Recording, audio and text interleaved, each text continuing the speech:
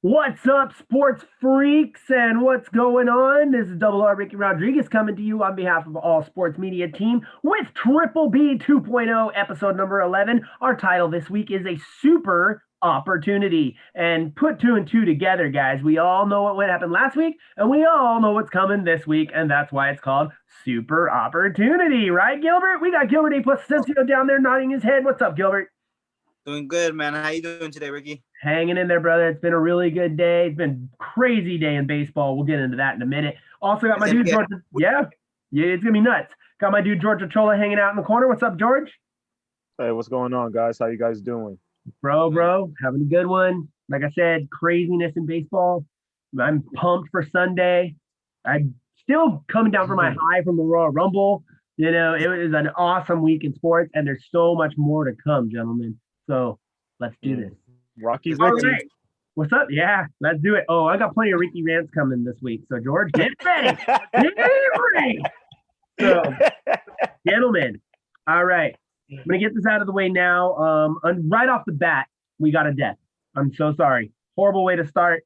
Gilbert will probably know who this is. He's a WWE legend. Today, he died on Thursday. They're reporting it today. WWE lost legend Butch Reed. Butch Reed died on Thursday at the age of 67. I'm not going to say he's a Hall of Famer because I'm not 100% sure if he is or not. But he was a WWE legend, and he was an African-American WWE legend, which in February, it just works out. So rest in peace to Butch Reed. Condolences to his family, to the WWE family, to the wrestling family, and to fans worldwide. So shout out to him. Much love. All right. Speaking of wrestling family, we're going to start off with a super opportunity. The key word there, Gilbert, is opportunity. Did you see the Royal Rumble, my friend? You know I did, Ricky. You know I did. And it was a Rumble, all right. It was literally. But this Rumble was so much cooler because I saw some familiar faces, some new faces, and some returning faces, which we'll get into in just a minute. But you know the Royal Rumble never starts with the Royal Rumble match. 30 men, 30 women thrown over the top rope, plus both feet must hit the floor, which we have some controversy about in the women's, which we'll get into. But before that, we have title matches. We had a pre-show, the pre-show match. We talked about it last week. We didn't know what the pre-show match was going to be. It ended up being for the Women's Tag Team Championship. Shayna Baszler, former MMA superstar Shayna Baszler, and the cousin of The Rock, which is like everybody, Nia Jax, taking on the Raw Women's Champion Asuka and Charlotte Flair. Of course, on paper, you're like, oh, Charlotte, Asuka, take it, gone. What did I say last week, Gilbert? Do you remember what I said? Do you kind of remember what I said about this match? I can't remember, Ricky. It's me, bro. Come on. I said Carmella, wow, they're already messed up. Charlotte, Carmella. Charlotte and Asuka would lose the tag team titles because they are going to probably push for a Charlotte Asuka Raw Women's title at WrestleMania. It writes itself. Even George agrees with me up there. Look at him. He's just like, yes, sir. She's a Flair. Yes, sir. Now it's coming back to me. I do saying that. Yeah, I just pray to God that they don't make Charlotte fight Lacey at WrestleMania. If they're gonna have her fight, they need to fight at the next pay-per-view. Oh. Yes, please. Yeah, that's a pay-per-view. I know there are problems going on, but they need the story's dumb. Well, they need Asuka because Asuka. All right, let me get the background for you real quick, George. Asuka was undefeated. She came out of NXT. She was a champion. She had to drop the title to be brought up to Monday Night Raw. She came to Monday Night Raw. Or no, it was SmackDown. SmackDown. I'm sorry. She won the SmackDown title, and Charlotte Flair. No, Charlotte Flair. No, I apologize. One more time. I'm trying to put the story together. She's been on all the shows. Asuka won the very first ever Women's Royal Rumble in 2018. Okay, she chose to face Charlotte, who was the SmackDown Women's Champion at the time. Everybody expected Asuka to win, undefeated, coming out the champion at Mania. She ends up losing, so her losing streak was done. So it was a huge deal. They're tag team champions right now. They lost the titles at the Royal Rumble to Nia and Shayna, which I saw coming from a mile away. So I really hope these two go at it. All right, so I went a little longer than I thought I was going to, so I'm sorry. Main card, it started with a WWE Championship match. This match I thought was going to suck. It wasn't that bad. WWE Championship, Drew McIntyre taking on the iconic Goldberg. And it was better than I thought, Gilbert. I mean, what did you think about that match? Yeah, man. I mean, like I said, like you said, it was better than what I was expecting, and when it was all said and done, I couldn't help but love the respect that both of the fighters had between each other, man.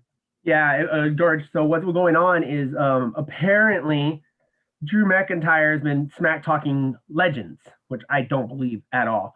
And Goldberg came up, confronted him a couple weeks ago. They meet at Rumble for the title. Drew beats him. They shake hands. Everything's hunky dory. So now Drew may face the winner of the Royal Rumble, which we'll get into in just a minute. After that was this match I thought was surprisingly pretty good. SmackDown Women's Championship. Yeah. Carmella challenging Sasha Banks. They fought before. They had a reasonable match. This match was actually pretty good. I thought it was pretty good, Gilbert. I thought it was cool. I definitely agree with you, Ricky. It was one of the best nights out of the main card, and I'm glad Carmella didn't actually hurt herself when she dive off the ring. Bro. So what happened, George? She did what's called a suicide dive. She ran, she jumped through the ropes like this, and when she landed, her neck went back like that. She hit the ground. She missed her jump. She hit her, but her neck didn't hit her, and she just went like that, and you just saw her neck go back. Oh, we know Lita from the 90s who broke her neck doing the exact same move. So it was very scary. We both know Ricky in wrestling move like that. It's scary. Definitely. We know. Anything can happen. Yeah. So Sasha Banks ends up retaining the SmackDown Women's title. So shout out to Sasha Banks. The next match, the winner of this match might face Sasha Banks at WrestleMania. The Women's Royal Rumble, 30 women. I'm not going to get into too much detail because we'll be here for 1,000 years.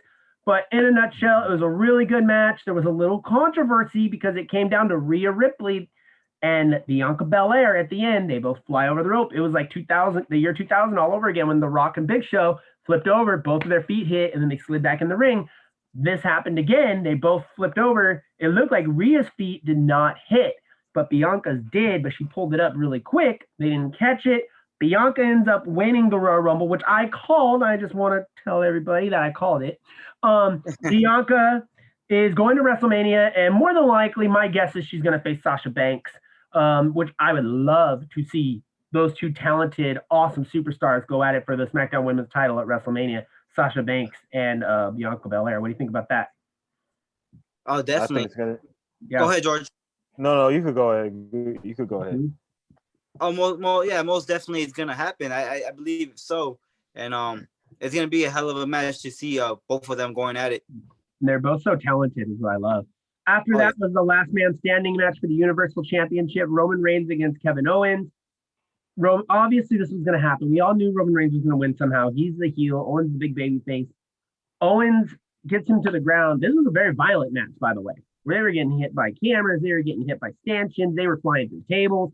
It was nuts. They got handcuffed to the bottom of the scaffold or the stanchion with a real handcuff, which I thought was stupid on WWE part. Because get this, George, the way to win a last man standing match, get your opponent down, ref counts to 10, you win the match if they don't stand to their feet.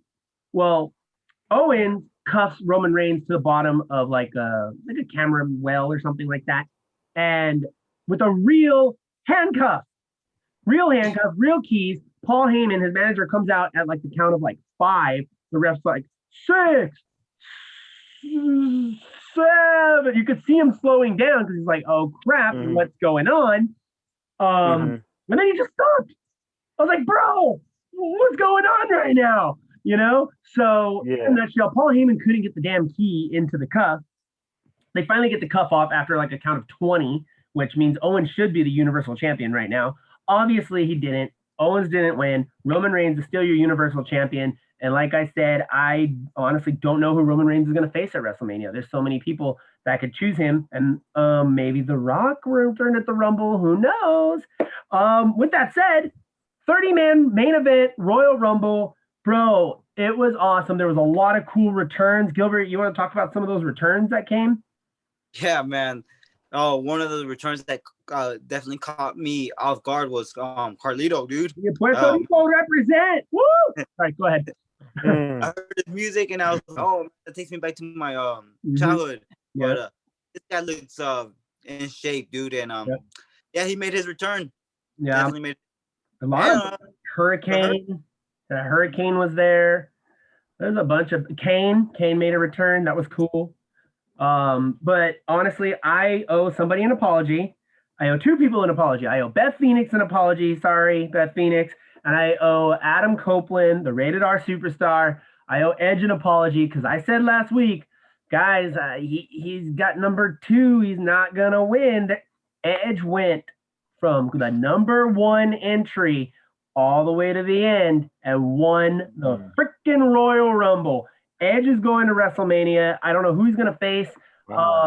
This week on Raw, he went and talked to Drew McIntyre. He confronted him.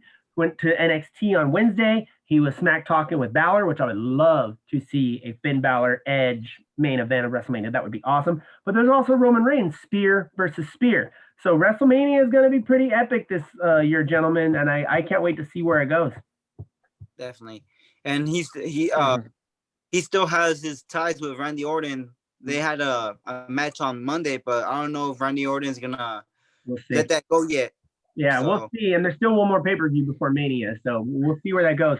But regardless of if Sasha's in the main event with Bianca or if Edge, whoever he's facing, is in the main event, which is probably what's going to happen with Edge winning the title, it's going to be a Hall of Fame worthy moment if you ask me. That's all I got to say about that. Definitely. So, I was excited. I enjoyed it. I give it like an 8. I thought it was really good. Definitely caught me hard though. Yeah, definitely. A lot of people that weren't supposed to be there were there. I thought that was pretty cool. All right, gentlemen. We just talked Hall of Fame. I want to talk a little Hall of Fame soccer, believe it or not, because I'm not a big soccer dude.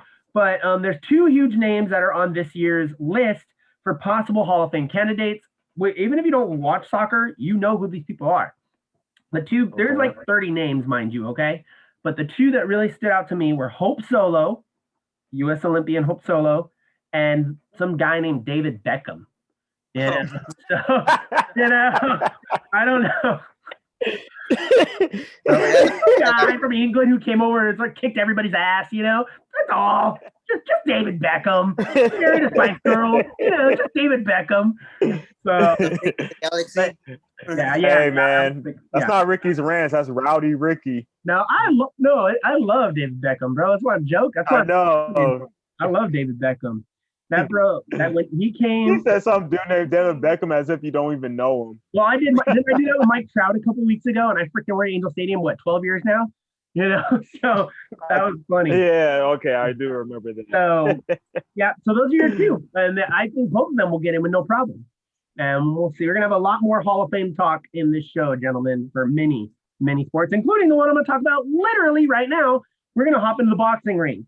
All right. So we talked about who was getting into the Boxing Hall of Fame a couple of weeks ago, about a month ago, give or take. It might have been me and George. I can't remember who it was. But we talked about who was getting into the Boxing Hall of Fame, including Floyd Money Mayweather. Apparently, the WBO, WBC, all the Ws are delaying the Hall of Fame again due to COVID protocols. This is the second time that they've had to delay the ceremony if they're going to do anything. We lost Gilbert. Hopefully he'll be back, or he's just mad about the fact that Mayweather's not from the Hall of Fame yet. Another boxing match, George, we talked about this match a couple weeks ago. Ryan Garcia wanted to face Manny Pacman Pacquiao. And he reached out to Pac's camp. They were down, but apparently Oscar De La Hoya and Golden Boy Productions said, no, not happening. And if Oscar says no, then it's pretty much a no because he runs Golden Boy. Mm-hmm. So we'll see if it happens. Maybe they'll move to a different venue or whatnot. I'm assuming Garcia is under the Golden Boy label, and that's probably why.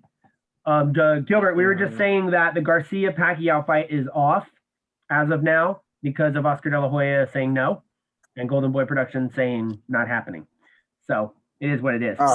Yeah, I'm kind of sad about that one, but I'm not like heartbroken like I am for this next one because I really, really, really wanted to see this guy get his ass kicked. Apparently, Logan Paul. Is this Ricky's rants? Not yet. Not yet. Logan Paul. Yeah, okay. Against Floyd Money Mayweather is being delayed. I'm assuming that it is protocol related, but I don't know. I think Logan Paul is just somehow using a publicity stunt to dodge this match, if you ask me. That's just me. So I'm kind of bummed that Logan's not going to get his head knocked off of his shoulders. But in due time, gentlemen, in due time. That's all I'm going to say. So that's that. Let's jump into the octagon.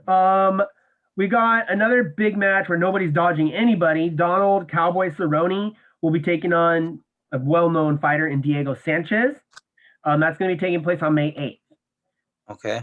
Sanchez came out and says this will be his UFC finale. Sanchez has had a great career.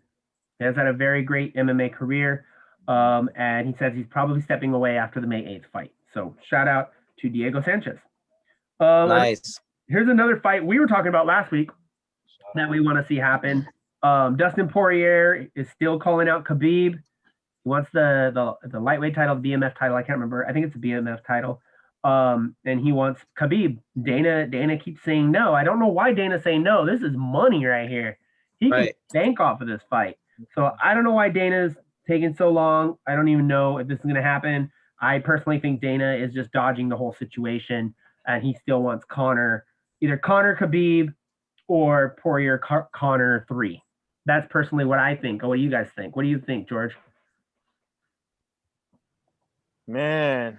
It's Dana White, so you never know. Man. Yes. What do you think, Gilbert? No comment. You're good. No comment. I just want to get us in trouble. What do you No, for me, definitely agree. I don't know what's the big deal. They should give he should give what the fans want, and that's what the fans want as well. So they should make it happen. Needs to happen. It's funny you just say give the fans what they want, Gilbert, because there are Dodger fans rejoicing all over the world right now. Freaking Trevor Bauer has signed with the world champion Los Angeles Dodgers. God, did I write down that deal? That was a humongous deal. It was 102. Was it 4 years? It was 4 years, 102, I think it was. Yeah, you did. I think it was 4 years. I think so. With the Dodgers. That rotation is going to be unbelievable. They're going to have Kershaw, Bauer, Julio Urias, and they even have David Price down there still, plus the other two kids. Watch out, Dodgers. They could repeat, bro. But that rotation, if they stay healthy, ridiculous. I think that's going to be a possible repeat right there.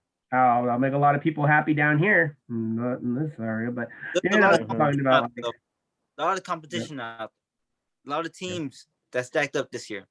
Yeah, like I said, Padres, Dodgers. Can you imagine those rotations going up against each other? Oh my God, Darvish against Kershaw, freaking. Oh man, I can't wait. Bauer. Can't wait till October.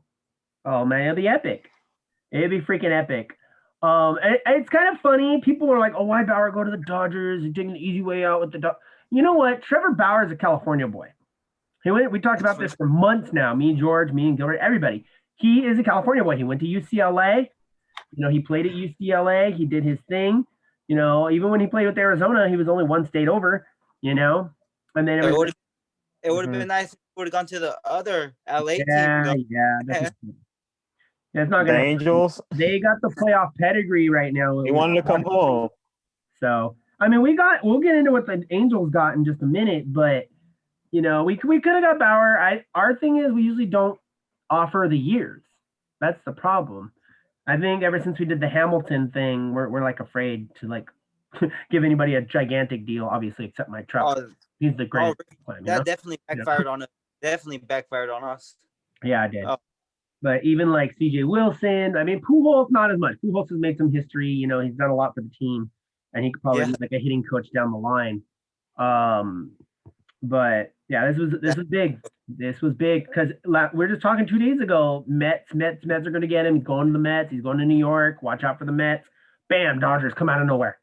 Grab him, swipe him. It's freaking nuts. Like that cartoon where like one small animal catches like a fish, and then the bigger animal just grabs that animal and eats him too. That's like the situation that just went down. That's what happened.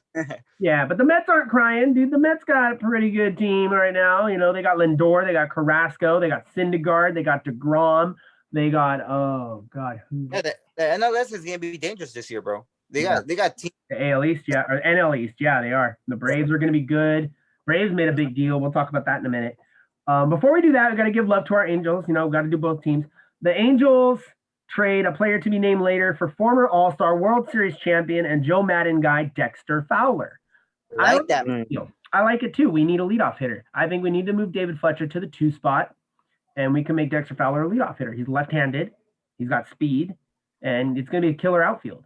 You know, even if Upton's healthy, you got Upton, Trout, and Fowler. Come on. That's a killer outfield right there. If anybody can make it work, it's Joe Madden, definitely. Yeah. Yeah, seriously. It's gonna be really cool. Also, the Angels also got All-Star Alex Cobb from the Baltimore Orioles, fireballer, I believe he is. That's a nice fit. Yeah, I mean, I don't consider him an ace. You know, he could be a 2. He could be a 2 or a 3. Some people might consider him an ace. I don't consider him an ace. You know, he played for Tampa, so he has that winning mentality. Yeah. Madden guy again. Madden's bringing all the Rays over. You know, why didn't we get Snell? You know, like what are we doing? In a way, that might be good. There's some guys he used to work with, so he knows how they work, and the guys know how he coaches, so it might play in the benefit of the team. Absolutely. The next story I'm going to talk about is a little serious. Us Angel fans, we were in shock towards the end of the season because we were in a pennant race. We were in a playoff race for the wild card, and one of our best players, Andrelton Simmons, just up and left for the last 2 weeks. Remember that? He just up for the last 2 weeks. Well, we got details on why. Apparently, Andrelton Simmons was suffering with severe depression due to the fact that he would have to go to the bubble if we made the playoffs, and he'd have to be away from his family as long as he was supposed to be. It got so bad to the point where he was having suicidal thoughts. Oh, wow. So suicidal thoughts are real, people. All right. So it goes through, you can have a mild case of depression or extreme case of depression. If you're thinking suicidal for any which reason whatsoever, you know, reach out to anybody. You can reach out to me. Y'all got my Instagram at double_R_Ricky_Rodriguez. I'll talk to you guys most definitely at double R on Facebook. G will talk to you as well. You got the suicide hotline. If you just Google suicide hotline, it's right there. They have skilled counselors every day, 24/7, 365, ready to help you. So Spanish line as well, definitely. Make sure you reach out. The bubble is so serious, bro. I mean, there's he's not the only player that had these issues. Paul George was one of them as well. Yep. I understand. It's a big risk that you're taking being away from your family. And especially if you're winning.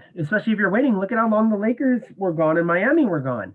You know, like 2 months, and you get like you got a little like 3-year-old little dude. You're not gonna want to leave him. Or what about someone with like a newborn, or someone who just married, or something like that? It's big, and people forget there's more to life than sports.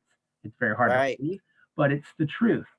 So you know, Andrelton Simmons, we talked about a couple weeks ago, signed with the Minnesota Twins. So I hope that if they have to go to bubble this year, that he'll, you know, really think it through, see how he's truly feeling, and if he's not feeling really up to it, he needs to talk to somebody about it. Definitely. So I just hope we get out of this whole situation so we don't have to put our players in the bubble. Yeah. Well, you know, people are partying still. People are still doing things they're not supposed to be doing. It's like, I don't know what you're supposed to do in that situation. You know? So I feel bad for Simmons. I'm praying for Simmons as much as I can right now. We're also got to pray. We got another death. There's at least 3 or 4 tonight. Praying for Grant Jackson's family. He was 78 years old. He was on the We Are Family Pirates of the 1970s, I believe, where they had the striped Pirates hat with Dave Parker and people like that. So shout out to him and his family. Condolences to them. Love to them, to the Pirates organization, to baseball in general. We lost a good one. And we also lost, not in death, but to retirement. We just lost multiple-time All-Star, multiple-time world champion, second baseman Dustin Pedroia of the Boston Red Sox. He's finally decided to hang it up at the age of 37. Oh, wow, man. That guy's a hell of a player. Hell of a player. And he's so little, too, and he just showed people it didn't matter, and he still killed it. He got MVP one year, if I remember. You know, he definitely. Yeah, he did what he had to do. And the cool part was he played for Boston his entire career. I thought that was pretty cool. Not a lot of players do that nowadays. It's very rare to see someone staying with the same team for as long as he did. So with that said, let's jump into people going to different teams. Holy crap, there was a lot of deals this week, like twice as much as last week. I'm going to go as quick as I can. Didi Gregorius is going back to the Phillies, 2 years, 28 mil. Colton Wong, who is a very underrated all-star second baseman of the Cardinals, it went to the Brewers, which is a rival team of theirs, which I thought was kind of crazy. 2 years, 18 mil. The boomstick Nelson Cruz is staying in Minnesota, 1 year, 13 mil. And they also signed closer Alex Colomé, who's actually really good. Speaking of all-star closers, Joaquin Soria used to be an all-star with the Royals and White Sox, just signed with the Arizona Diamondbacks on a multi-year deal, which is still in the works. Jonathan Scope was played for Baltimore for many years. Really good player, all-star, playing the World Baseball Classic. 1 year, 4.5 mil to Detroit. Chris Archer is returning back to the Rays where he started. 1 year, 5 mil. Sean Doolittle, that guy's weird. Taking that Cincinnati closer role that they lost when the Angels got the Cincinnati closer. 1 year, 1.5 mil. And still in the works right now. Saw this about an hour or two ago. Marcelo Osuna, he was the DH for the Braves. There's not going to be a DH in the National League this year. Do they keep him? Do they not? There's something in the works right now. 4 years, 65 mil with Atlanta, with an option for a second year, which would get him up to 80 mil. Oh, wow. So there's your deals. What do you like? What do you see? What are you confused about? Talk to me. I mean, all those moves are nice moves for every team in position. Put them in position to win. The Minnesota Twins, man, they're picking up some players. They're making some moves out there. Just gotta keep an eye on them this year, see what they do. Yeah, they did what they had to do, So see, you were so excited he froze. You froze at that last second. You were talking about Minnesota doing their thing. Mm-hmm. Yeah, definitely. They're making some moves out there. We just got to keep an eye on them. See what they do this year. I think your most underrated move out of that whole set was Sean Doolittle to Cincinnati. We got left-handed fireball closer. I think that was a big pickup by them. We took their left-handed fireball closer, and now they got Sean Doolittle. They're used to left-handed fireball closers. They had Chapman, and then they had the guy that we just got, and now Doolittle now going to Cincinnati. So it's gonna be cool. Cincinnati never gets that credit, bro. They've been like, but they're making moves too. Mm-hmm. Yeah. So let's go ahead and jump from guys going to new teams to guys just trying to hang on for one more year. These names are huge, man. Big names. Francisco Liriano, former Pirates All-Star, played for the Blue Jays, played Minnesota as well. He signed with the Blue Jays minor league deal with an invite to spring training. The King Felix, is going to Baltimore minor league with the invite to spring training, and King Felix was dominant in the 2000s and he was the king. He was King Felix, Felix Hernandez, man. Seattle, those days he was unbelievable. Seattle let him go. Seattle let him go years ago. Then he played for Atlanta for a couple of years, and now he's going to Baltimore. Guy we know very well, Jonathan Lucroy. He's going to the White Sox minor league affiliate, and with an invite. And former Angel, was it? Oh, no. So those are your names. Those are your names. Getting a little tongue-tied here. Those are your names that were happy, that are getting a chance. One guy, I don't want to get a chance again. You know how I am about men doing shit to women. Excuse my French, but this is Ricky's rant. Angels pitching coach Mickey Callaway. Screw that SOB. All right? This guy, if it's true, I say screw him, okay? He, he's our pitching coach. He's been the manager of the Mets, former player. He's been linked to accusations of lewd sexual acts by more than 5 women throughout the last 7 years. Whether it was employees, non-employees, more than likely it was employees. So you're going to pull that crap, bring that to Anaheim? Hell no. Get the hell out of our dugout, bro. I don't want nothing to do with that. And honestly, if you're found guilty, I think you should be banned. I don't think you should be back in baseball at all. And we talked about this last week, with Hall of Fame, like, oh, well, Schilling didn't get in because he was talking smack. That's completely different. There's one thing to be a womanizer like Babe Ruth. He cheated on his wife. This guy's beating girls. He's showing pictures that just shouldn't be seen. He's asking for pictures that shouldn't be seen. from employees. Like it's really bad. Here's something as bad as that is. I got a story even worse. Former All-Star pitcher Scott Erickson played for the Twins, played for the Dodgers, a couple other teams, Baltimore. He is being charged with reckless driving and potential manslaughter for a hit and run while he was street racing a female friend of his. He hit two kids in a crosswalk with their mom. Did not hit the mom, hit the two kids. They both died. He drove away before they were obviously pronounced dead. He had driven away. No respect. I have no respect for people who pull that crap. It's sad that one little thing, street racing. Really, bro? Really? How old are you? This guy's been retired for a while now. Like, get your shit together because now you're going to be in jail. Regardless of what you get busted for, you're going to jail. Oh, man. And you just killed two kids under the age of 18. Why? So Because they were crossing the fucking screw it. They were crossing the fucking street, excuse my French, while you're street racing? No. Get your shit together. That's all I'm gonna say. I'm gonna let your dad do your thing real quick. Yeah, man. Over street racing, man. What is this guy trying to do? Impress that girlfriend that he? Friend. Come on, man. It's not point. It's not worth life. It's not worth it. It's not worth it. It's not worth life. That's all I gotta say. And we're gonna jump in the NBA now. We're talking about not worth risking your life. A lot of players are really pissed off. The announcement of the NBA All-Star Game in Atlanta, March 7th. Skills challenge and then the game. A lot of players are really pissed off about this, and rightfully so. They were looking towards having like a 5-day, which they all need. This travel is insane. The COVID protocols are insane. They're getting tested every single day. That takes a toll on people. I know. So they're pissed, and a couple players came out, two huge names came out and had no filter, including one of our very own. Our first one we're going to talk about is De'Aaron Fox of the Sacramento Kings. He pretty much comes straight out on a press conference, says, I don't like this. I think it's stupid. I'm right there with him. I think this is not a good idea. You can do what the NFL did. You can make an all-star team, but don't make them play.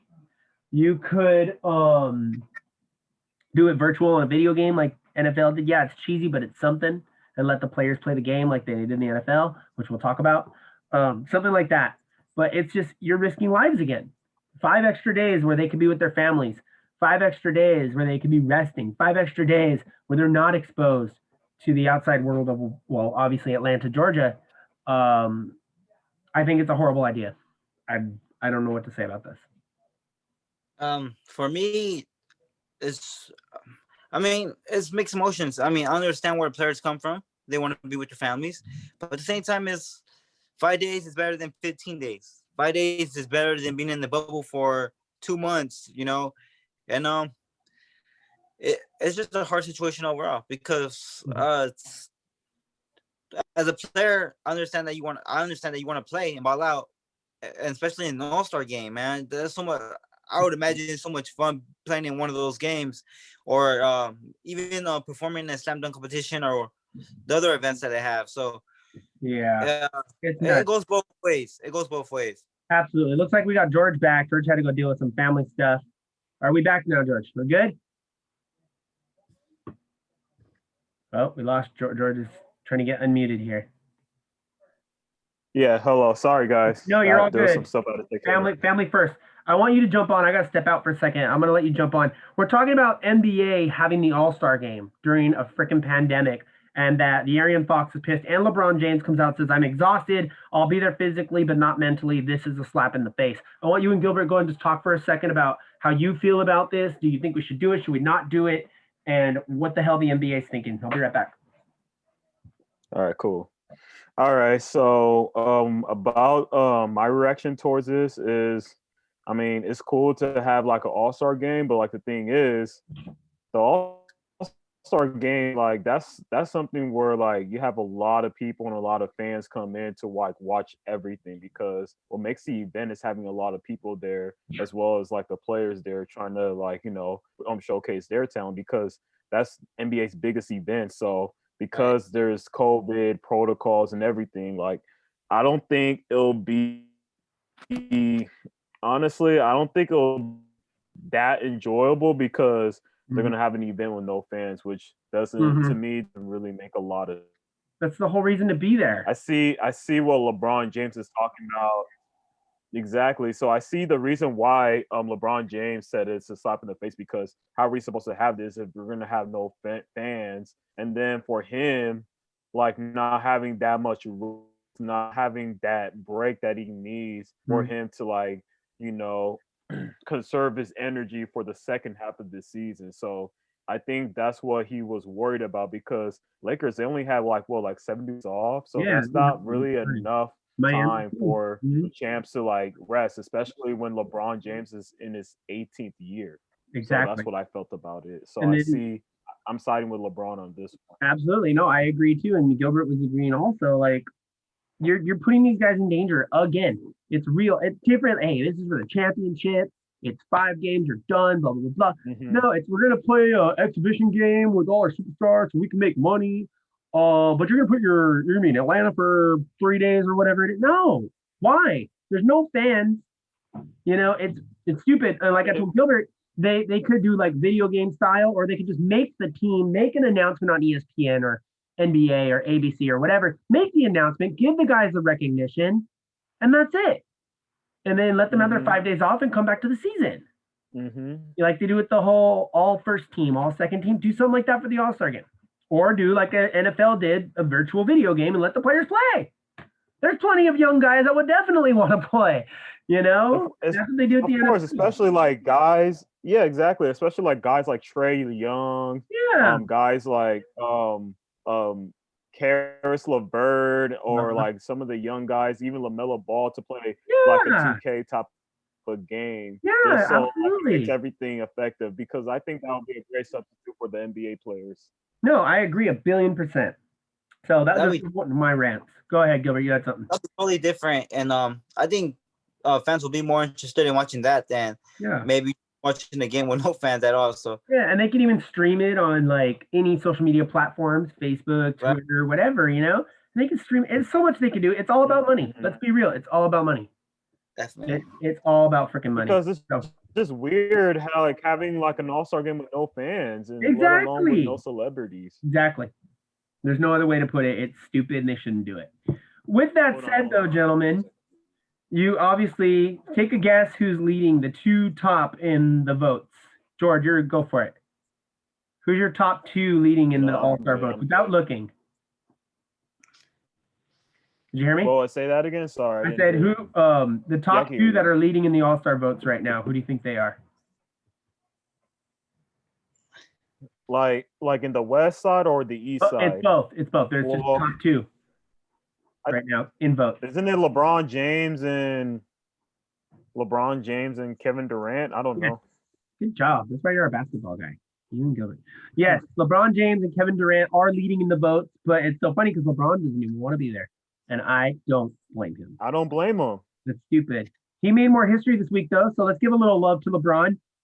He passes Wilt Chamberlain on the all-time made baskets list.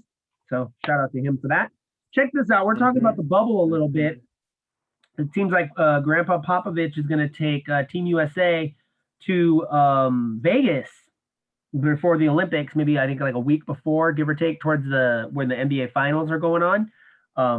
They're going to be in a bubble in Vegas before they head out to Tokyo. Smart move, not a smart move. Gilbert, talk to me.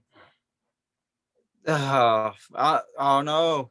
I don't think it depends. If they had the players all cooped up in the hotel, then I don't see nothing wrong with it. But I don't think that's gonna be the situation that's gonna happen. But if players are going out, and it's Vegas, bro. So yeah. Oh man, I don't know. Pop don't mess around though. So what was that? I said Pop don't mess around. So never doesn't. True. That's all I was about to say. Pop's. Well, we'll let you know. So yeah. The thing about Pop. Go ahead, George. No, like you guys said, like the thing about Pop is like he's one of those old school guys that will tell you like, hey, don't do this. like because like if you do this, you're not gonna play. Like he doesn't care like what type of player you are, like how much of a caliber you are. Uh-huh. Like if you don't do what he says, he's gonna give it to you. He's gonna give you the business, and that's who he is. Like he's that type of coach that'll keep all his players accountable, not They just like the should be role like players, that. all his players accountable. And That's why should he's be one like of the best coaches in the that. NBA right And the now, most respected, one of the most respected and the most because of that. respected. Yes. So it's going to be interesting to see, especially if you get, like you guys said, what if someone's in the finals or in the playoffs? What are they doing? Are they going to fly to Tokyo after? Because then they're going to have to quarantine for 14 days. Like what are they going to do? What if LeBron's playing for Team USA and we're in the finals again? It'll Then be what? Then tough for LeBron him. has a decision to make. Yeah. So I don't know. No break set all for him. Yeah, absolutely. Well, him And yeah, and I don't think LeBron James would want to. Yeah, LeBron James doesn't want to go through with like just going to the finals and then like having to worry about Team USA, especially when he's gonna be like the oldest player like on that roster, like because like he's already going through it last year, like when he only had 71 days Yeah. off from the NBA. So why would he want to go through that type of trouble trying to like get ready for Team USA, but then like he has to be worried about the finals if his team gets there, which I believe they will, but that's another story for a different day. It's still crazy to me to hear people say LeBron's the oldest on somebody's team. Like I still see that guy on the Cavs, like that dominant kid, So it's gonna be interesting. Well, let's keep note that LeBron James didn't even go to college. So like let's because like college basketball is what 30 games per season. So like if you like let's say LeBron James did go to college for 4 years, that's what like he would have been out of that's like 120 games that he has to play for college. Yep. So I mean, yep. Like he's LeBron James. That's all I gotta say. LeBron James. Yep. Absolutely. LeBron James. So it's gonna be interesting to see who Team USA, which buddies go join which buddies in Vegas, right? And hopefully they won't be partying it up. Speaking of buddies, Amani Shumpert went to Brooklyn to go join his former Cleveland Cavalier world champion partner, Kyrie Irving. Good move, bad move, George? What do you think? I think it will be a good move for them because like Brooklyn, what Brooklyn needs is somebody that plays good defense, and I think Iman Shumpert fits that mold, and also he could be that scorer for them too, coming off the bench. So I think that's a great pickup for Brooklyn. Despite the besides like the fact that they play a good offensive. Like they have offensive firepower, but they don't have great defensive firepower. So with adding Iman Shumpert, he could like be that guy that could shut other guards down. Yeah. Gilbert, what do you think about the Iman Shumpert move? Oh yeah, definitely agree with George.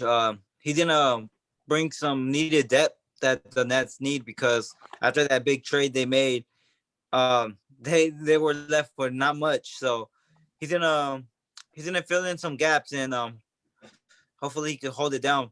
Yeah, I say hopefully, it could be Nets Lakers. I'm just saying. Even with Philly killing it as much as they are, we'll see what's going on. Speaking of, yeah, we never know what's gonna happen in the playoffs, Ricky. We saw what happened to the Clippers. Remember that? Hey, I know. We'll see. We'll see what's up. Speaking of playoffs, and Rajon Rondo helped us get that ring. Let's be real. Rajon Rondo was a key part of the Lakers getting the championship ring last year. He finally got his ring.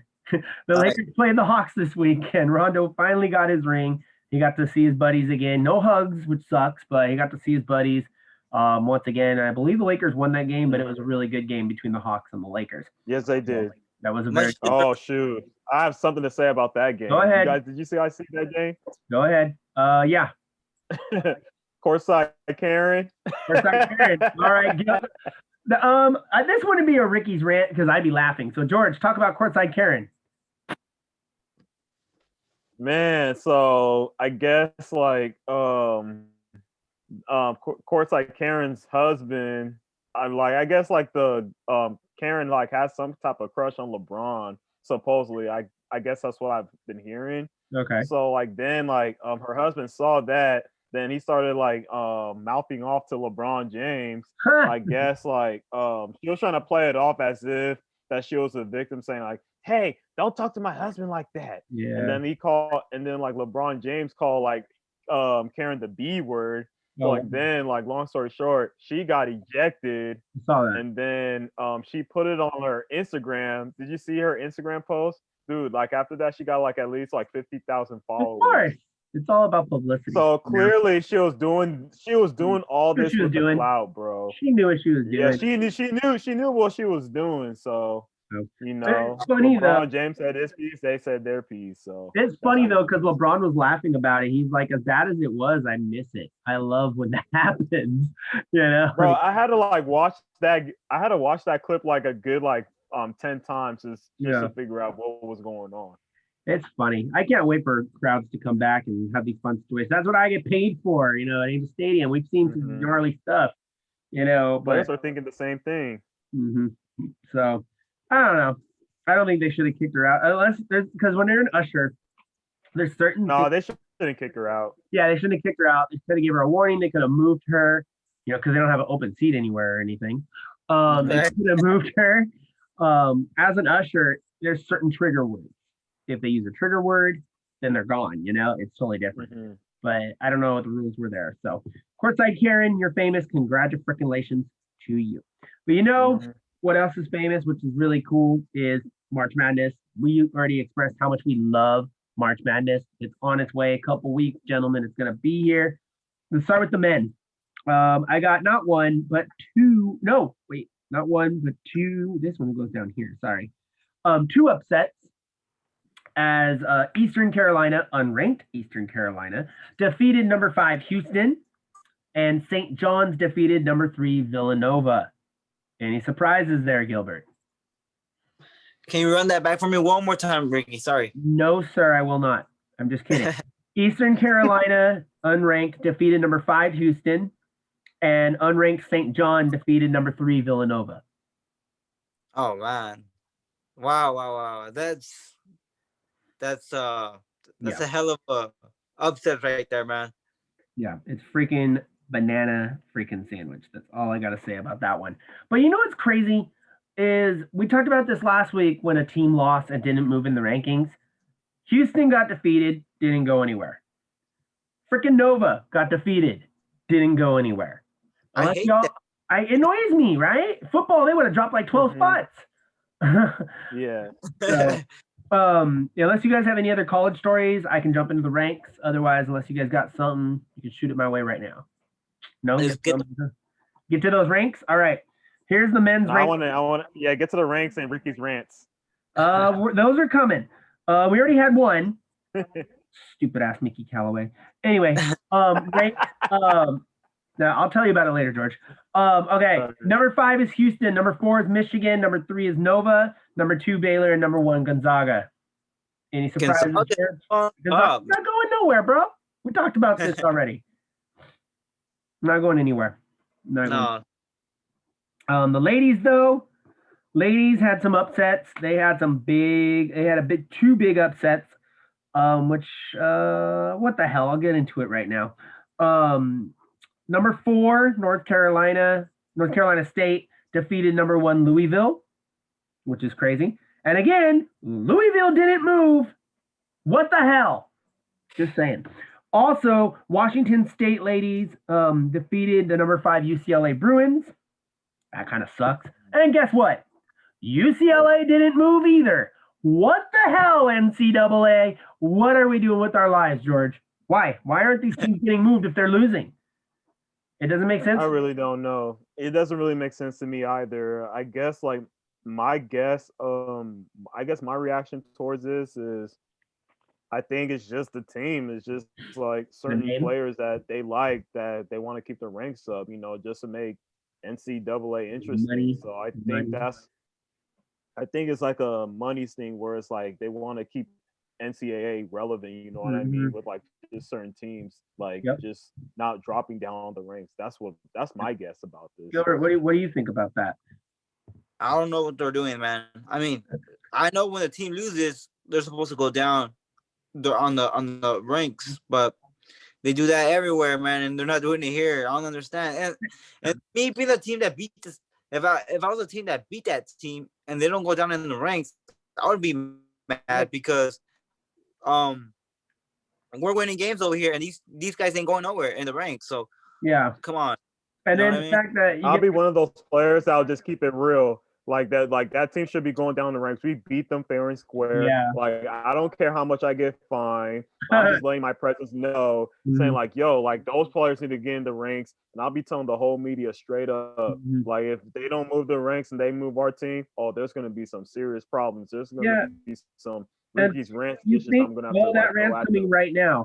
You think about it. If you're as close as a number 4 rank and you defeat a number 1 in college football, you would have jumped like 2 spots, but that didn't happen with these women's ranks right here. Because here's the ranks, gentlemen. Number 5, UCLA. Number 4, North Carolina State. Number 3, UConn. Number 2, South Carolina. And even though they lost, number 1 is still Louisville. I'm not happy about this. I don't agree with it. I think North Carolina State, I believe UConn lost, was it last week? They should have dropped. And North Carolina State should at least be at 3. UCLA lost. They should be out of the rankings, the top 5 altogether. So that's just my take on it. I don't know what your take is on it. We got to cut about 4 minutes, and then we got to jump into some other stuff. Anything else y'all want to talk about? Because I got a big announcement. We're good on. I'm good. We're good. I agree with everything you said, Ricky. Yeah, it pissed me off. I'm just like, what the hell? All right, guys, get your phones out, get your papers out, get your pencils out. Wherever you are, grab something to write with, or if you have a photogenic memory, awesome. We're going to give you all the dates for the NCAA Women's March Madness. Okay. First off, it's going to take place in San Antonio, Texas. As we know, the men are going to be in Indianapolis, Indiana. The women will be in San Antonio, Texas. In the very first round, actually Selection Monday, if you want to see these rankings, 1 through 60 billion, whatever it is, it's going to be Monday, March the 15th, ESPN at 7 p.m. Eastern time, which is 4 p.m. Pacific time for us Pacific peeps. The tournament itself will start March 21st, and there's 5 spots in San Antonio that will be hosting there. The second round, March 23rd and 24th, taking place at the Alamo Dome, Bill Greenway Arena, and the UTSA Convention Center. Sweet 16, March 27th, March 28th at the Alamo Dome. The Elite 8 will be March 29th and March 30th at the Alamo Dome. The Final 4 will be April 2nd to the 4th in the Alamo Dome, and of course that includes the national championship. So we'll see where this goes, how it's going to go. Loaded games in March. Yes, sir. There's been so many upsets though with the women, like throughout the last. We've done 11 shows of this. At least 9 of them, there's been major upsets. So this tournament could turn out to be just that. It could be, this major 64 takes out a 1. It would be freaking absolutely insanely epic to see. So I think it'd be pretty cool. These ladies are going to kill it like they've been doing all season. Speaking of ladies killing it, we mentioned this girl a little while ago. Last week, we talked about Sue Bird. Is she staying? Is she leaving Seattle?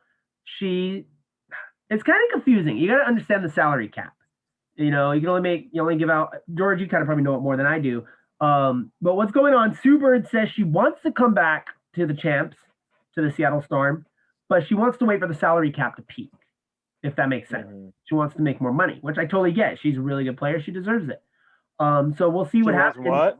She's waiting for the salary cap to peak so that she can make more money, So she said she wants to go back to Seattle. So we'll see, or someone's going to randomly jump in and be like, hey, we'll give you the money now.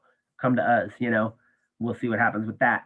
But the one, everybody was happy about this one. Whether you're a WNBA fan or not, you're excited for this one. There's going to be a GOAT sighting in Arizona for the next couple of years. The GOAT herself, Diana Taurasi, is returning to finish out her career with the Phoenix Mercury. I'm happy for that one. Yeah, I'm happy for that one too. You got the deal, bro. Yeah, you got to have the GOAT there. You got to. She is the Phoenix Mercury. She has been the Phoenix Mercury. She has to be there. Right. As much as I would love to see her in a Sparks jersey, I'm glad that she's back home. I don't want to talk about the Sparks right now. They got yeah, please, Gilbert. Gilbert, man, don't even mention the Sparks, man. We're still recovering right now, bro. It's still okay.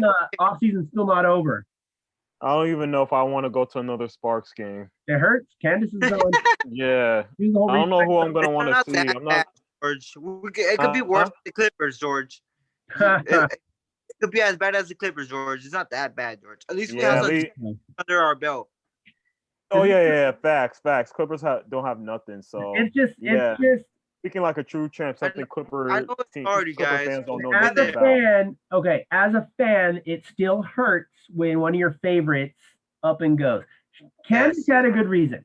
Candace went home. I get it. You want to be with your family. You want to go home, and you're a free agent. You earned it. You deserve to go.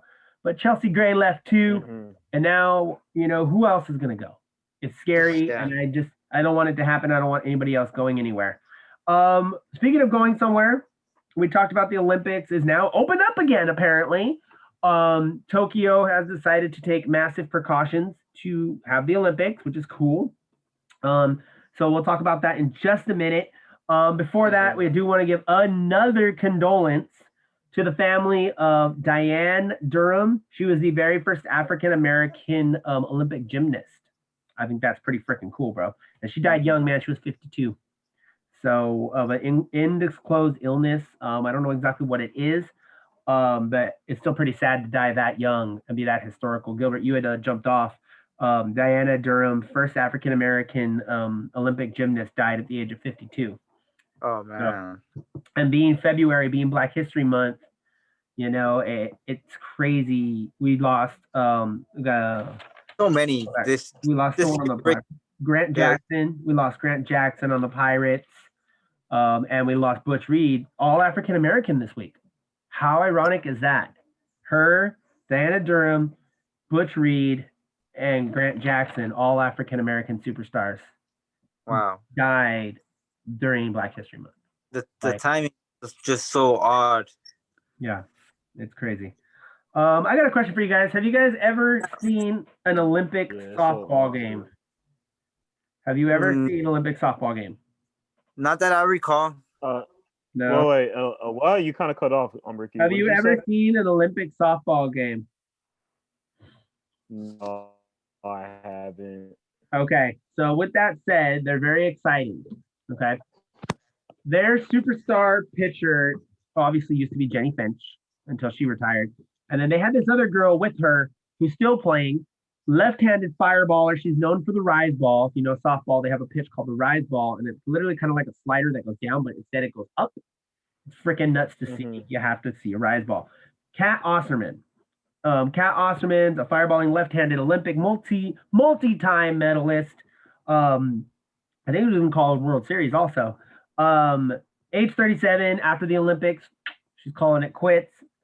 I mean, I can't complain. Kat Osterman's one of the best Olympian softball players that ever lived, if you ask me, right behind Jenny Finch. So shout out to the cat, So shout out to the cat, and she did her thing for a long time, and she entertained for a very long time as well. Speaking of that, let's go up north a little bit to Montreal, party town of Canada. Montreal Canadiens all-star Shea Weber, who used to kill us. I think he was with Nashville a while ago and used to smoke us, the Ducks. Played his 1,000th game, so shout out to him. 1,000 hockey games is no joke. Nothing to smirk at, nothing to laugh at. 1,000 games, shout out to him. A big game happened this week, the Freeway game. The Ducks flew by the Kings, 3-1. Quack, quack, go Ducks. But there'll be plenty more battles between the Ducks and the Kings. Oh, yes. Yes. But we capitalized on the situation. So did Zdeno Chara. I've told you, Gilbert, who that is, or George. Gilbert knows who that is. He's like almost 7 feet with skates. He hits 105 mile an hour slap shot. He played for the Bruins for 15 years, I think it was. And they just didn't want to let him be a starter anymore. So he went to Washington. They played Boston, and he let Boston have it, man. And he capitalized on every chance that he could to rub it in their faces. Washington walks away with the victory 4-2. It's always fun to watch, like, People, it's one thing to be a free agent. It's one thing to get traded for a good deal, even trade. But it's the one thing to be like, hey, we didn't want you anymore. You need to go. And then you come back and kick their butt. Like, that's awesome. I love it. I remember when Chara did that to the Packers. When that's the greatest feeling. Yep, right? Stick it to them. Stick it to them. All right. Sir. It's funny you talk about the Packers, Gilbert. We're jumping in to the NFL. We got the big game. You got the picture behind us. We got GOAT versus GOAT in the big game this weekend. It's going to be super exciting. Shout out to whoever made this picture. This is an awesome picture, by the way. It's going to be a great one. We're not going to talk about it just yet. Not just yet, gentlemen. Before we do that, this one really hurts me. We have another death. It's like 4 this week. And this one was a Tennessee Titan and a very young Tennessee Titan. So this one really hurts me. Former defensive tackle. Like a football player? Yes, Tennessee Titan. He was a defensive tackle, Josh Evans. He played in the I almost did it. Sorry, NFL. He went to the big game against the Rams when the Rams won. I'll never forget that game. 1 yard. 1 yard. 1 yard. Derek Mason. 1 yard. Sorry. 1 yard. Anyway, I'm never going to forget that till the day I die. There's one of my rants. Was that in the early 2000s? One of Ricky's rants. 2000, wasn't it? Oh, no, that was the Ravens was 2000. So I think it was 99. I think it was 99. Okay. Anyway, but we lost him. So condolences to his family. Condolences to the Tennessee Titan family. To the NFL family. We lost another good one. That's like 4 this week. I want to go one show. Just one show without having to give condolences, you know? It's ridiculous. He was 48. Oh, man. 36, bro. I'm not too far from that. That's too young. That is way too young. Anyway, we talked about the Pro Bowl throughout the week. We've been talking about the Pro Bowl and that they didn't play the Pro Bowl. What they did, I agree with it, and I think it's kind of dumb at the same time, is they announced the players, like on TV and stuff. They announced the players, okay, so-and-so got this position, so-and-so got this position. But what they did for the game itself, they got the jerseys. They mailed the jerseys to the families and to the players. So the families got jerseys. The player got the jersey. So they have the hat. They have a mask. You know, it's cool. You're gonna have the memories. But they didn't play the game. But they did. Ricky, how did they play the game? You ask. Oh, I'll answer you, George. Okay, they played the game, and Gilbert. They played the game via Madden. They played it. How did they do that? Yeah. How did they do that? You ask. Yeah. They had. I want to say it was 3 or 4 players from each team, including people like Kyler Murray and the King Henry, Derrick Henry was playing, and a couple other big names were playing. It came out. NFC defeated the AFC 32-12 with Kyler Murray as the MVP. Wow. It's cool, but it's very hard to take serious. Like, okay, cool. You guys play a video game. The jersey's awesome. The recognition, great. Should have stopped there. Should have stopped there. Shouldn't have played the video game. And this is what the NBA needs to do. I'm just putting it out there, guys. I don't know if you agree with me or not, but that's what they need to do. Another award that came out, our very own Los Angeles Chargers quarterback Justin Herbert. We said this a couple weeks ago. You said it, Gilbert. You were actually wearing the shirt, I think. You said it, bro. You said it. I'll let you talk about what did he just win. Do you know what he just won? Yeah, the Rookie of the Year, right? That's right. Absolutely. Congrats, Herbert. Yeah, right. And he's man.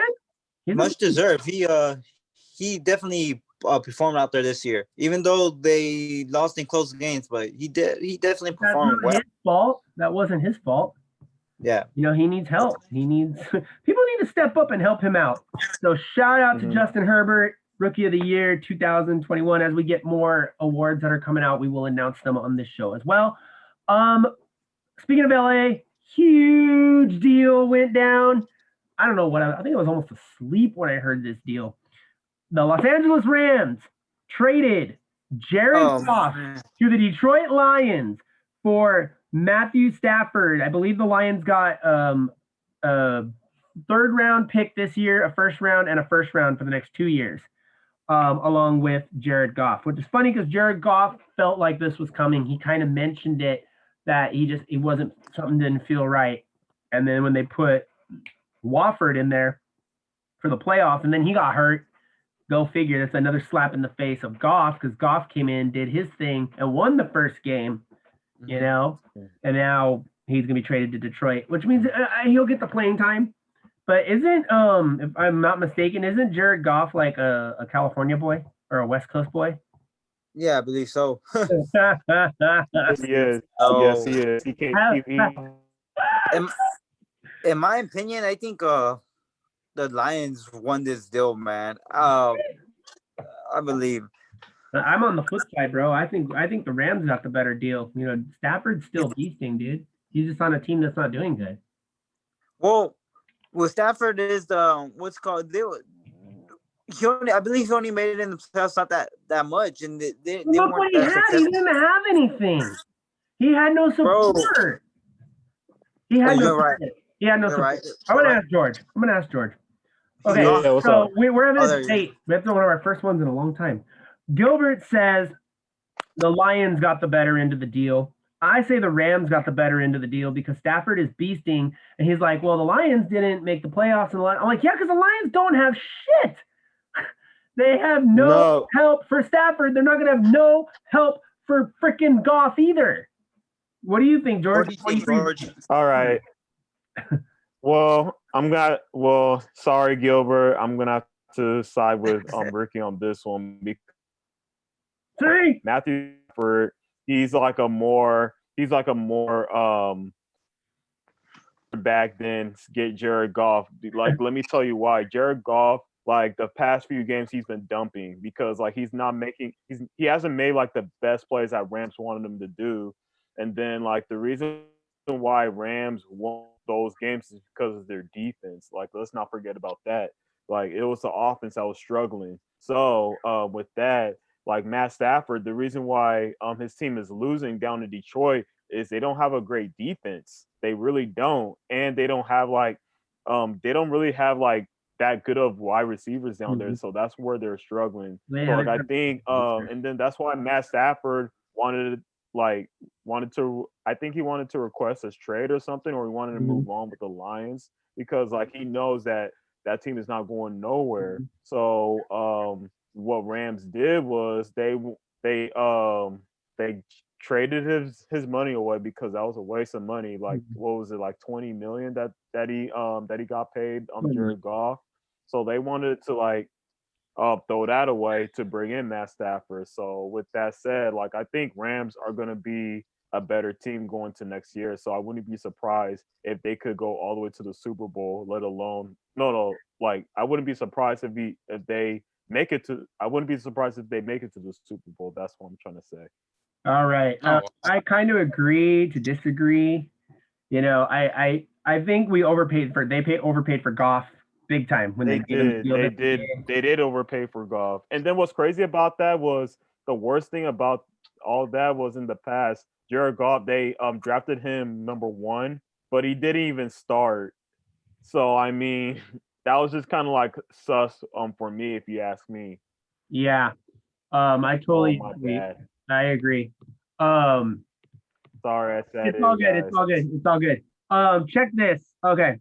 So only time's gonna tell, gentlemen. Anytime there's a trade like this, only time will tell. But I also think it's kind of cool from a PR standpoint. Los Angeles is going insane right now because Clayton Kershaw and Matthew Stafford are really good friends.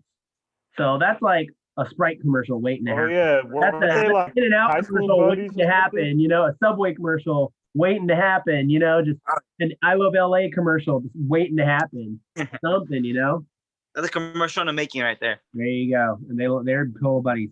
Check this out. Okay. So also there's rules that at the big game, the Buccaneers cannons are not going to be allowed to be shot, obviously, because the big game is in Tampa. This is the very first time that the big game is at the stadium of one of the teams. The first time ever in history. So usually when the Bucs get a touchdown, the cannons go off. It's a neutral game, so they want to keep it that way so there will be no cannons. And check this out. You want to talk about making some noise? Did you guys hear the story a couple days ago? This scared Chiefs fans everywhere were holding their breath when they heard this. That Patrick Mahomes' barber tested positive, and Patrick Mahomes was in line with that barber just a couple days prior. So, Yeah. per protocol, isn't he supposed to get pulled for X amount of days? I'm just saying.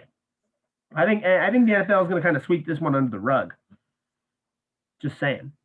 Well, I guess since since they didn't get COVID, I guess the NFL is gonna sweep it under the rug like nothing happened. So Of course they're not. They want their money. They don't want Chad Henne can't even get a haircut. Brady. They don't want Henne versus Brady. Come on now. They want a little goat versus goat, Little goat.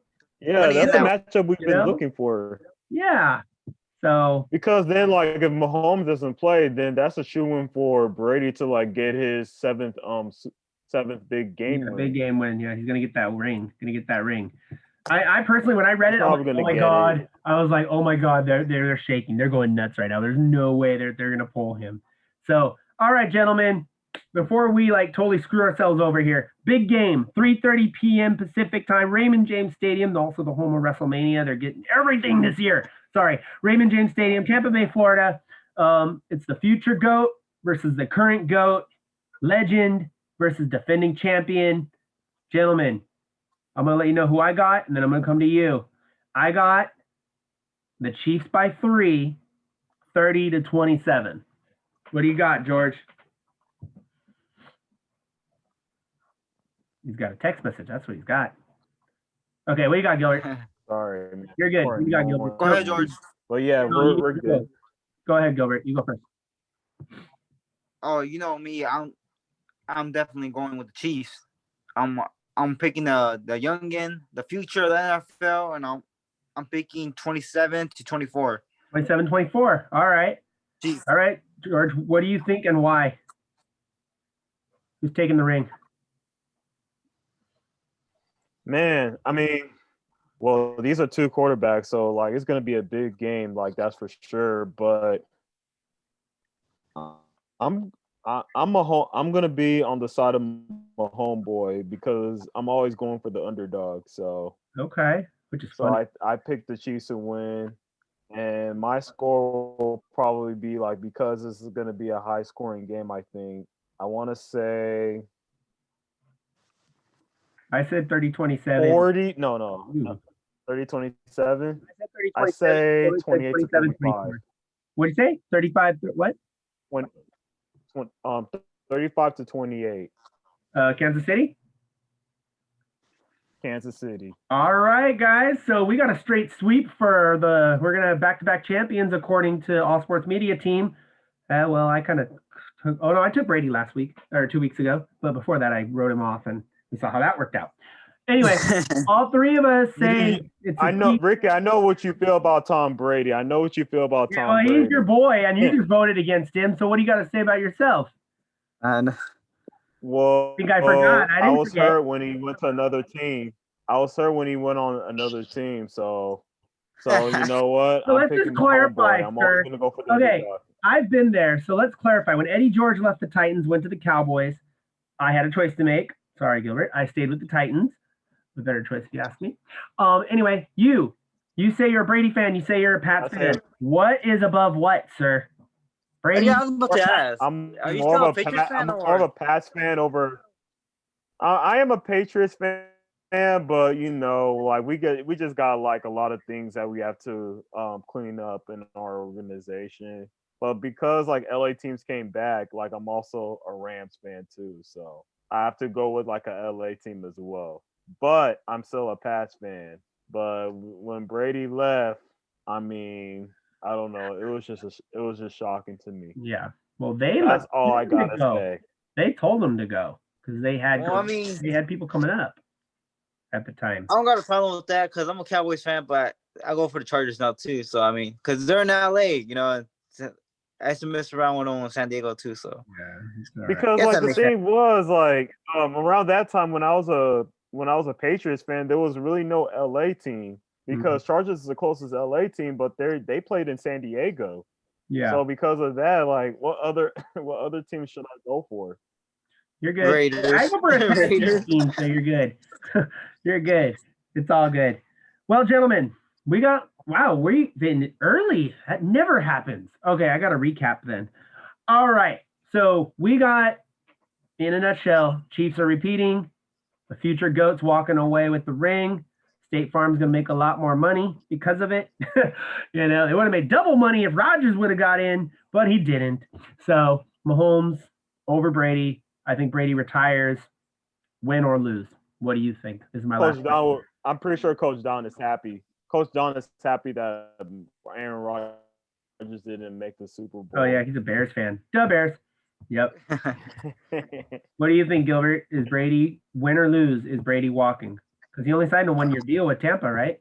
Well, I'm not sure. I think he did, but if he wins, I think he's gonna come back and run it back. But if he loses, I still think he's gonna come back. I don't think this guy's gonna retire, man.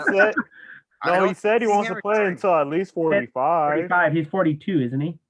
So 3 more years. No, he's 43. 43. 2 more years. So Yeah. maybe he'll. It looks like he'll come back another year. That's crazy. I don't know, guys. I just know this game's going to be pretty epic. I got all my chips already. Obviously, we can't really go anywhere this year. So I got my chips. I got my dip. I'm hanging with little man. Got my sodas. I'm ready to go. It's going to be fun. I actually got someone to root for this year because I don't like Brady. I respect him, but I don't like Brady because the guy can't lose, and it drives me up the wall. And he used to beat the Titans for years, and he only beat them one time, and he's back in the freaking big game, and I can't take it anymore. So I will be 100% for Kansas City. There's my rant. Are you happy, George? I saved it for the end. George is like the little kid. George is like the little kid when the teacher or the parents get mad. He just starts busting up instead of being scared. So that's where I stand. Oh man, you're hilarious, Ricky. Yeah, that's the greatest Ricky rants I ever heard, bro. But it's true. It's why it's so good because it's your face turned red when you said that. Your face turned red, bro. Well, that's the color for the game this weekend, so I guess it works out, right? I got one more question, totally random out of the blue. Go ahead. Yeah. Okay. We had a hot, spicy Latina flavor in the big game last week with Shakira and J-Lo. We got the weekend this year. Mm-hmm. Why? Mm-hmm. Why are we? I get it's for money. I get Pepsi has to make their money or whoever's doing it. The weekend is going to get destroyed. I mean, I'm surprised you don't have Bad Bunny. J-Lo and Shakira, come on. I'm surprised you don't have Bad Bunny. He's everywhere. He's now. doing everything right now. Well, Bad Bunny, we didn't mention Bad Bunny. It's funny you mentioned Bad Bunny. He was at the Royal Rumble. Yeah. He performed, and then he ended up punching The Miz and making sure The Miz lost out of the Royal Rumble. Hey, let me put it this way. At least it's not Fergie performing. That's not cool, bro. That's not cool. People are still recovering from that. I feel bad for her because Fergie's a good person. Just the way that she's a good person, but she shouldn't be the one that's performing at the All-Star game in LA. No, it's not even that. It's not even that. It's not even that. For you guys that are listening that don't know, Fergie sang at the All-Star game, a couple years ago, last year, whatever it was, and she sung the national anthem. It was in 2018. 2018. She sung the national anthem. Yeah. Okay, so she sung the national anthem. Fine, cool. Come sing the national anthem, make your appearance, make your money, you're all good. I swear it was like we were at a burlesque. Like, that's the vibe that I got when Fergie was singing. It was like when Marilyn Monroe singing to, I believe JFK, the Mr. President song. And I'm just like, bro, no. When you're about to turn the TV off during the anthem, which I promise I did not do and I will never do, I got another rant. I wasn't going to. I got 5 minutes. Oh, we lost Gilbert. Okay. I don't like when people mess with the national anthem. Okay? I have taught my son, whenever you hear the anthem, regardless of where you are, what you're doing, you either stand up. I mean, if you're in your room in the bed, you put your hand over your heart. You do a salute. When I'm at work at Angel Stadium, I stop wherever I'm at. I take my hat off. I put it over my heart. And when I'm done, I do a salute for all my soldier friends and for all the soldiers that are fighting every day for us. Thank you so much to all of you out there, by the way, for your sacrifice. We love you. Hope you guys come home safe to your families. Just be safe out there. We love you guys. But I try to teach my son, you see a soldier, even not just a soldier, a cop, a fireman, anybody who's a frontline worker, you say thank you. It used to be shake their hand, give them knuckles. Can't do that now, but tell them thank you because of the sacrifices that they make. My point, I hate, with the exception of maybe like Whitney Houston, don't modify the national anthem, please. Metallica's was pretty awesome, but that was on a guitar, and that's completely different. But don't modify the anthem. It needs to be at the way it was written. It needs to be sung the way it was written. You want to be a little higher, that's fine. But these extra runs and all this stuff, it's not me. I don't know about you, but I can't stand it when people change the anthem. So that's my calm rant.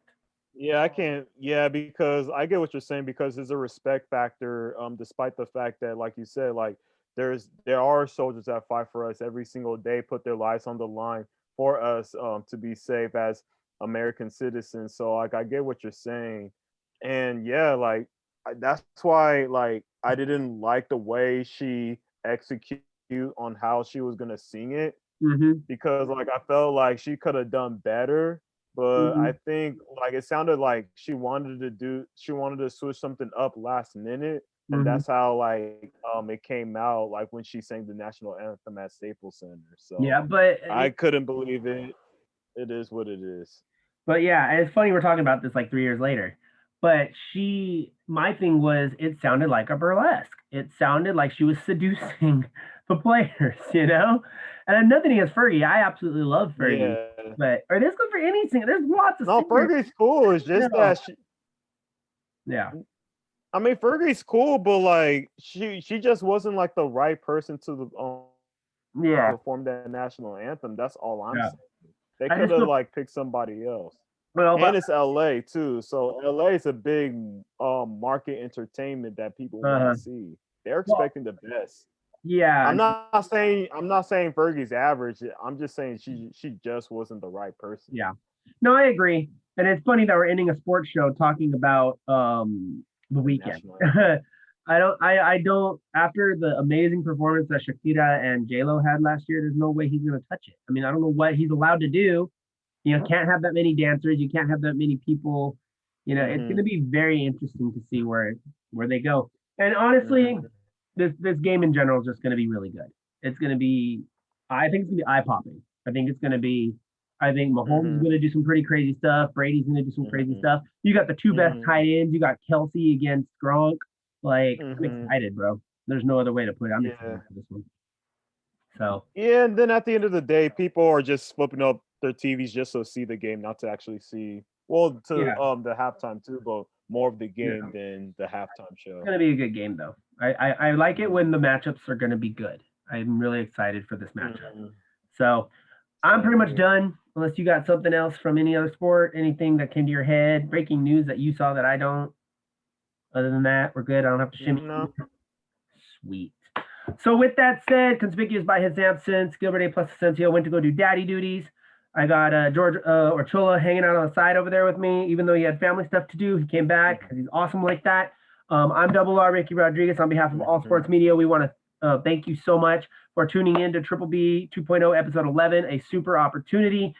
Coming up this week, we're going to find out who's going to win this big game, who's bringing home the ring. Will it be the GOAT? Will it be the future GOAT? Who are Edge and Bianca Belair going to choose to face at WrestleMania? What other humongous deals are going to go down? Justin Turner's still out there. Shohei Ohtani is still not signed, which is insane to me. There's big names. James Paxton is still out there for baseball. Lots of big names still out there. And of course, we got the push for March Madness coming as well. So I'm super excited for that to come. So we'll see what's coming. Time will tell, right, my friend?